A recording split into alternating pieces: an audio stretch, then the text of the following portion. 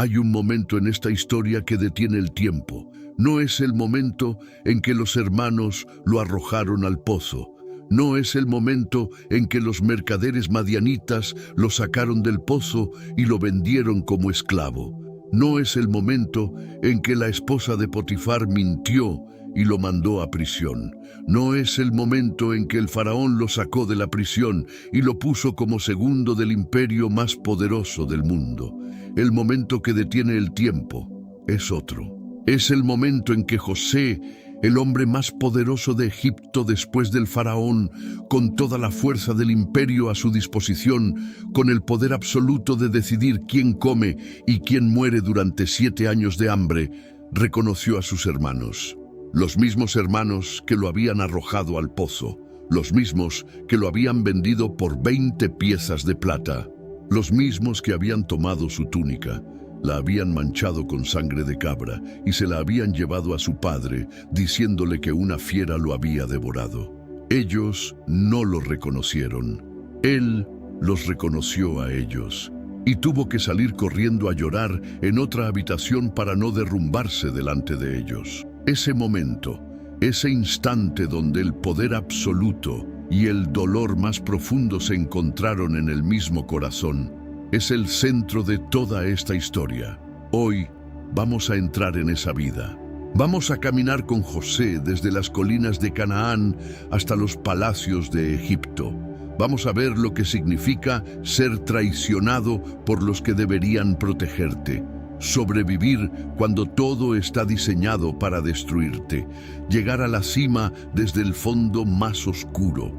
Y en el momento donde podrías destruir a los que te destruyeron, elegir otra cosa.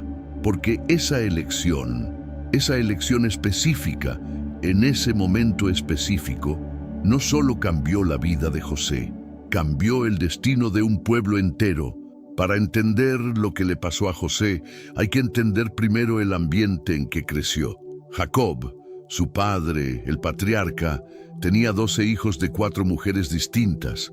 La historia de cómo llegó a tener 4 mujeres y 12 hijos es en sí misma una historia larga y complicada, pero lo que importa aquí es el resultado.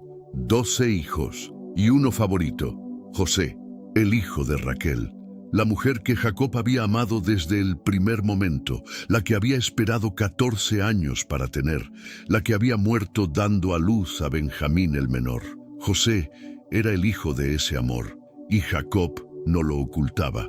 Le hizo una túnica. Los textos la describen de una forma que ha generado siglos de debate sobre la traducción exacta. Era de muchos colores. Era una túnica con mangas largas. Era una túnica reservada para los hijos de los reyes. Los académicos no se ponen de acuerdo en los detalles, pero en lo que sí se ponen de acuerdo es en el significado. Era una túnica que distinguía a José del resto, que lo marcaba como especial, que decía, visible para todos, sin posibilidad de malinterpretación, que este hijo era diferente a los demás, y sus hermanos lo odiaron. Los textos lo dicen sin rodeos. Y viendo sus hermanos que su padre lo amaba más que a todos sus hermanos, le aborrecían y no podían hablarle pacíficamente. No podían hablarle pacíficamente. Eso es un nivel de tensión familiar que cualquiera que haya vivido en una familia disfuncional puede reconocer. No era solo envidia. Era una hostilidad tan arraigada que la conversación ordinaria se había vuelto imposible. Y entonces José tuvo sueños, 2 sueños que fue lo suficientemente imprudente o lo suficientemente honesto, dependiendo de cómo se mire, para contarles a sus hermanos. En el primero, los manojos de trigo de sus hermanos se inclinaban ante el suyo. En el segundo, el sol, la luna y 11 estrellas se inclinaban ante él. Sus hermanos respondieron con una pregunta cargada de resentimiento. ¿Reinarás tú sobre nosotros o señorearás sobre nosotros? Y lo odiaron aún más. Incluso su padre lo reprendió por el segundo sueño. Pero Jacob, dice el texto con un detalle que revela todo sobre ese hombre, guardó el asunto en su mente, como si algo en él supiera que esos sueños no eran vanidad. El día que cambió todo comenzó con una misión ordinaria. Jacob mandó a José a ver cómo estaban sus hermanos, que estaban pastoreando el rebaño en Siquem, un recado de padre, una tarea doméstica, nada que sugiriera lo que estaba a punto de ocurrir. José fue. Los hermanos no estaban en Siquem sino en Dotán. Un hombre en el campo lo orientó, y José siguió caminando, y sus hermanos lo vieron venir de lejos, y antes de que llegara ya habían tomado una decisión. He aquí viene el soñador. Ahora pues, venid, y matémosle y echémosle en una cisterna, y diremos, alguna mala bestia lo devoró, y veremos qué será de sus sueños. El soñador. Ese apodo, dicho con desprecio, con la amargura acumulada de años de resentimiento, revela exactamente lo que sus sueños significaban para ellos. No una visión, una amenaza, una afirmación de superioridad que no podían tolerar. Rubén, el mayor, intervino, no por amor a José, sino por su propia posición como primogénito. Si algo le pasaba a José, tendría que responder ante su padre. No derraméis sangre, echadle en esta cisterna que está en el desierto, y no pongáis mano en él. Lo arrojaron al pozo. Le quitaron la túnica de colores. La cisterna estaba vacía, sin agua, y se sentaron a comer. Eso es lo que los textos dicen. Se sentaron a comer, con su hermano en el pozo y el pan en la mano. Y mientras comían, pasó una caravana de ismaelitas que iba hacia Egipto. Y Judá, el cuarto hijo, el que después sería el ancestro del linaje davídico y mesiánico, tuvo una idea. ¿Qué provecho hay en que matemos a nuestro hermano y encubramos su muerte? Venid y vendámosle a los ismaelitas, y no sea nuestra mano sobre él, porque él es nuestro hermano, nuestra propia carne. No lo matemos, vendámoslo, 20 piezas de plata, el precio de un esclavo joven en el mercado de esa época. Y José fue sacado del pozo y entregado a los mercaderes que iban a Egipto. Rubén no estaba presente en ese momento. Había salido y volvió al pozo esperando encontrar a José ahí. Y cuando llegó y el pozo estaba vacío, rasgó sus vestidos, pero no hizo nada más. Tomaron la túnica de José, mataron un cabrito, la mancharon con la sangre y se la llevaron a Jacob. Reconoce ahora si es la túnica de tu hijo o no. Jacob la reconoció. La túnica de mi hijo es. Alguna mala bestia lo devoró. José ha sido despedazado. Y Jacob rasgó sus vestidos y se puso cilicio. Y lloró a su hijo muchos días. Y sus hijos e hijas intentaron consolarlo, y no quiso ser consolado. Descenderé enlutado a mi hijo hasta el Seol. Y sus hermanos vivieron con ese secreto. José llegó a Egipto como mercancía. Fue vendido a Potifar, un oficial del faraón, capitán de la guardia. Un hombre poderoso, de confianza del imperio, que compró a este joven hebreo sin saber lo que estaba comprando. Y entonces ocurrió algo que se repetiría a lo largo de toda la historia de José, algo que es el hilo conductor de toda su vida. El Señor estaba con José, no como promesa abstracta, como realidad práctica visible. Todo lo que José hacía prosperaba. Potifar lo notó. Le dio más responsabilidad, luego más, hasta que lo puso a cargo de todo lo que tenía. Y desde que le dio el encargo de su casa y de todo lo que tenía, el Señor bendijo la casa del egipcio a causa de José, y la bendición del Señor estaba sobre todo lo que tenía, así en casa como en el campo. José tenía 17 años cuando fue vendido. Era joven, bien parecido, con una inteligencia que se manifestaba en todo lo que tocaba, y la esposa de Potifar lo notó. Los textos lo describen con una economía de palabras que hace que la escena sea todavía más impactante. Y aconteció después de esto que la mujer de su amo puso sus ojos en José y dijo: «Duerme conmigo».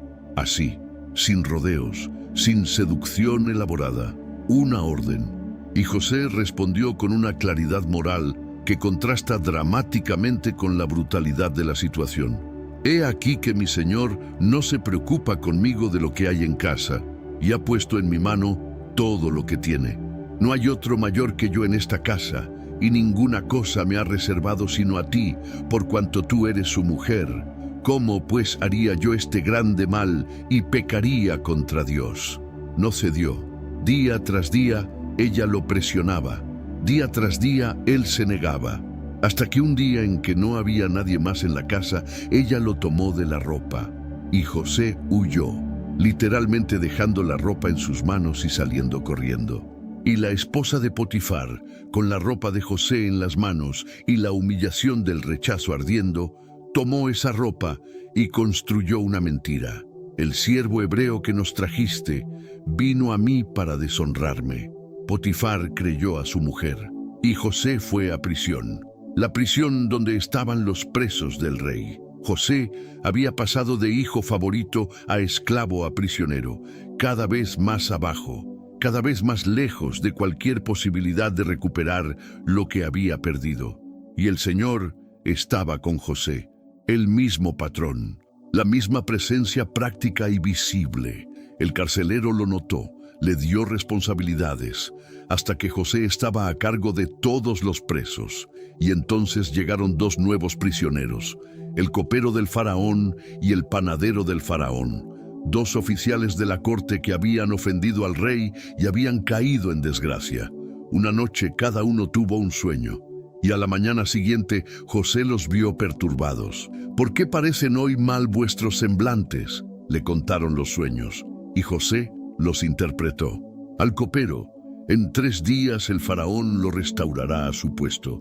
Pondrás la copa en mano del faraón como antes. Al panadero: en 3 días el faraón te colgará de un árbol y las aves comerán tu carne. Y José le pidió al copero algo: acuérdate, pues, de mí cuando tengas ese bien, y te ruego que uses conmigo de misericordia y hagas mención de mí al faraón y me saques de esta casa. Acuérdate de mí. Al 3er día se cumplió todo exactamente como José había interpretado. El copero fue restaurado, el panadero fue colgado, y el copero no se acordó de José, lo olvidó. José pasó 2 años más en la prisión esperando que alguien se acordara de él. 2 años, ese detalle, esos 2 años de silencio después de haber pedido que lo recordaran, después de haber interpretado correctamente el sueño, después de haber tenido razón en todo, es uno de los más reveladores de toda la historia de José, porque no hay registro de que se quejara, no hay registro de amargura, no hay registro de que abandonara la fidelidad o el trabajo o la integridad que había mostrado hasta ese momento. Solo 2 años de espera, y entonces el faraón tuvo sueños. Espera un segundo. José acaba de pasar de la prisión al palacio del faraón, 13 años después de que sus hermanos lo vendieron. Y ahora mismo, en algún lugar de Canaán, esos mismos hermanos están a punto de aparecer en su vida otra vez. Lo que viene después es el momento más poderoso de toda esta historia. Pero antes, si esta historia ya te atrapó, suscríbete a la Biblia Oculta ahora y activa la campana. Cada semana contamos una historia así. Un segundo. Suscríbete. Y seguimos con José. El faraón tuvo 2 sueños en una misma noche. En el primero, 7 vacas gordas y hermosas salían del río. Detrás de ellas salían 7 vacas flacas y feas, y las vacas flacas se comían a las gordas. En el segundo, 7 espigas llenas y hermosas crecían en un tallo. Detrás brotaban 7 espigas delgadas y quemadas por el viento, y las espigas delgadas se tragaban a las llenas. El faraón se turbó. Mandó llamar a todos los magos y sabios de Egipto, y nadie pudo interpretarlos. Y entonces el copero recordó: me acuerdo hoy de mis faltas. Estaba yo en la prisión y conmigo un joven hebreo, siervo del capitán de la guardia. Le contamos nuestros sueños y él nos los interpretó, y las cosas sucedieron conforme a su interpretación. Mandaron a buscar a José. Lo sacaron corriendo de la prisión. Se afeitó, se cambió de ropa y se presentó ante el faraón, He oído decir de ti que oyes sueños para interpretarlos. Y José respondió con algo que revela todo sobre quién era. No está en mí. Dios será el que dé respuesta propicia al faraón. No está en mí. No tomó el crédito. No aprovechó el momento para impresionar. Señaló hacia arriba y entonces interpretó los sueños con una claridad que dejó al faraón sin palabras. 7 años de abundancia, seguidos de 7 años de hambre tan severa que la abundancia anterior sería olvidada. Eso era lo que Dios estaba a punto de hacer sobre la tierra. Y luego, José, sin que nadie se lo pidiera, con la audacia de alguien que ha pasado años pensando en cosas más grandes que su propia situación, le dijo al faraón lo que debía hacer: buscar un hombre prudente y sabio, ponerlo a cargo de Egipto, recoger la 5ª parte de la cosecha durante los 7 años de abundancia, guardarla, para que cuando llegaran los 7 años de hambre hubiera reservas. El faraón miró a sus siervos. ¿Acaso hallaremos a otro hombre como este en quien esté el Espíritu de Dios? Y le dijo a José: pues que Dios te ha hecho saber todo esto. No hay entendido ni sabio como tú. Tú estarás sobre mi casa, y por tu palabra se gobernará todo mi pueblo. Solamente en el trono seré yo mayor que tú. José tenía 30 años. 13 años después de haber sido vendido por sus hermanos, 13 años de esclavitud y prisión y olvido, estaba de pie en el palacio más poderoso del mundo, con el anillo del faraón en la mano, vestiduras de lino fino, un collar de oro al cuello y el 2.º carro del faraón para transportarse por Egipto. El soñador había llegado. Todo ocurrió exactamente como José había interpretado. 7 años de abundancia durante los cuales José recorrió Egipto organizando el almacenamiento del grano. Tanto que dejaron de llevar cuenta, era como la arena del mar, sin número. Y luego llegó el hambre, no solo en Egipto, en toda la tierra. Y de todos los países venían a Egipto a comprar grano, porque solo en Egipto había pan, porque José había preparado. Y entre los que llegaron desde Canaán, viajando días a través del desierto, porque el hambre era también en su tierra, estaban 10 hombres, los 10 hermanos mayores de José. Benjamín, el menor, el único hermano de madre completo de José, no había venido. Jacob lo retuvo. Tenía miedo de que le pasara algo. Los 10 hermanos se presentaron ante el segundo del faraón y se inclinaron ante él rostro a tierra. Y José los reconoció, pero se comportó como un extraño ante ellos y les habló ásperamente: ¿de dónde habéis venido? De la tierra de Canaán, para comprar alimentos. José los reconocía, pero ellos no lo reconocían a él. En ese momento, José tenía todo el poder del mundo más poderoso de la tierra. Podía hacer con ellos lo que quisiera, podía encarcelarlos, podía ejecutarlos, podía dejar que volvieran a Canaán y se murieran de hambre con su padre. Podía vengarse de cada año de sufrimiento con una facilidad que ningún ser humano con ese poder hubiera podido resistir. Y en cambio hizo algo completamente diferente. Los probó, los acusó de ser espías, los metió en prisión 3 días y luego les dijo que uno de ellos se quedaría como rehén mientras los demás volvían a Canaán a buscar al hermano menor del que le habían hablado. Y los hermanos, hablando entre sí sin saber que José entendía, dijeron algo que revela que el peso de lo que habían hecho nunca los había abandonado. Verdaderamente hemos pecado contra nuestro hermano, pues vimos la angustia de su alma cuando nos rogaba y no le escuchamos. Por eso ha venido sobre nosotros esta angustia. 20 años después, en Egipto, frente al segundo del faraón que no sabían que era su hermano, todavía cargaban con eso. Y José se dio vuelta y lloró. Tuvo que salir, tuvo que ir a otro cuarto, tuvo que llorar solo antes de poder regresar y seguir con lo que había planeado. Hubo más viajes, más pruebas, más momentos donde José observaba a sus hermanos para ver si habían cambiado, si los hombres que habían vendido a su hermano por 20 piezas de plata eran los mismos hombres que estaban frente a él ahora. Y en el momento decisivo, cuando José plantó su copa de plata en el costal de Benjamín y los mandó detener acusados de robo, fue Judá quien habló, el mismo Judá que había propuesto venderlo. Y Judá habló con una elocuencia y una entrega que es uno de los discursos más poderosos de todo el Génesis.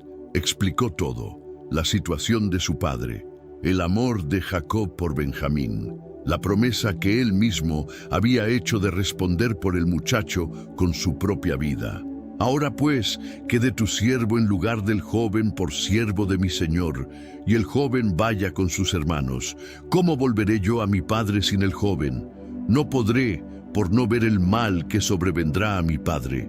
Judá ofrecía quedarse como esclavo en lugar de Benjamín. El hombre que había vendido a su hermano ahora ofrecía su libertad para proteger al hermano menor. Algo había cambiado, y José no pudo contenerse más. Hizo salir a todos los egipcios, y lloró tan fuerte que los egipcios lo oyeron desde afuera. Y lo oyó la casa del faraón, y entre lágrimas dijo las palabras que habían estado guardadas durante 13 años. Yo soy José, vive aún mi padre. Sus hermanos no pudieron responderle. Estaban turbados delante de él, y José les dijo que se acercaran. Y les dijo algo que es una de las afirmaciones más extraordinarias sobre la providencia y el perdón que existe en toda la literatura bíblica. Ahora pues, no os entristezcáis, ni os pese de haberme vendido acá, porque para preservación de vida me envió Dios delante de vosotros. No os entristezcáis, no os pese, Dios me envió delante de vosotros. José reencuadró toda su historia, no la negó, no pretendió que no había pasado, no minimizó el dolor de los pozos y los mercaderes, y la prisión y los años de olvido, pero la vio desde otra perspectiva, desde la perspectiva de alguien que había llegado al otro lado y podía ver el camino completo. Y lloró sobre el cuello de Benjamín, y Benjamín lloró sobre su cuello, y besó a todos sus hermanos, y lloró sobre ellos, y después hablaron. José murió a los 110 años en Egipto, vio a los hijos de Efraín hasta la 3ª generación. Vio cómo la familia que había llegado a Egipto huyendo del hambre, 70 personas, comenzaba a convertirse en pueblo, y antes de morir, pidió una cosa. Dios ciertamente os visitará, y haréis llevar mis huesos de aquí. No pidió un monumento. No pidió que recordaran lo que había logrado. Pidió que cuando llegara el momento, cuando Dios cumpliera lo que había prometido y sacara a su pueblo de Egipto, sus huesos fueran con ellos. Quería volver a la tierra de sus padres. Moisés, siglos después, cuando sacó a Israel de Egipto, tomó los huesos de José consigo, y fueron enterrados en Siquem, en el mismo lugar donde sus hermanos lo habían visto venir de lejos aquel día y habían decidido matarlo. El círculo se cerró en Siquem, pero lo que hace extraordinaria la historia de José no es el círculo geográfico, es el círculo interior, el que comienza con un muchacho en un pozo que podría haberse llenado de odio y termina con un hombre en el palacio más poderoso del mundo que elige el perdón cuando el poder le habría permitido cualquier otra cosa. José tuvo todas las razones del mundo para ser amargo. Sus hermanos lo habían traicionado, su amo lo había abandonado cuando más necesitaba defensa. El copero lo había olvidado cuando tenía la llave de su libertad. 3 traiciones. 3 veces en que el mundo le había demostrado que la fidelidad no era recíproca, y en cada una de esas traiciones José eligió lo mismo: seguir siendo quien era, no porque fuera fácil, no porque no doliera, sino porque entendió, quizás no de inmediato, quizás después de años de procesarlo en la oscuridad de la prisión, que lo que le habían hecho no tenía que definir lo que él haría, que el carácter no se construye en los momentos donde todo va bien, Se construye en los momentos donde todo va mal y uno elige de todas formas. Vosotros pensasteis hacerme mal, pero Dios lo encaminó a bien. Esa frase, dicha a los hermanos que lo habían vendido, desde el poder absoluto que podría haber usado para destruirlos, es quizás la frase más poderosa de todo el Génesis. No una negación del mal que habían hecho, una reencuadración de para qué había servido. El soñador que sus hermanos habían intentado silenciar, arrojándolo a un pozo, terminó siendo el instrumento que salvó no solo a sus hermanos, sino a un pueblo entero. Los sueños no mintieron, solo tardaron en cumplirse.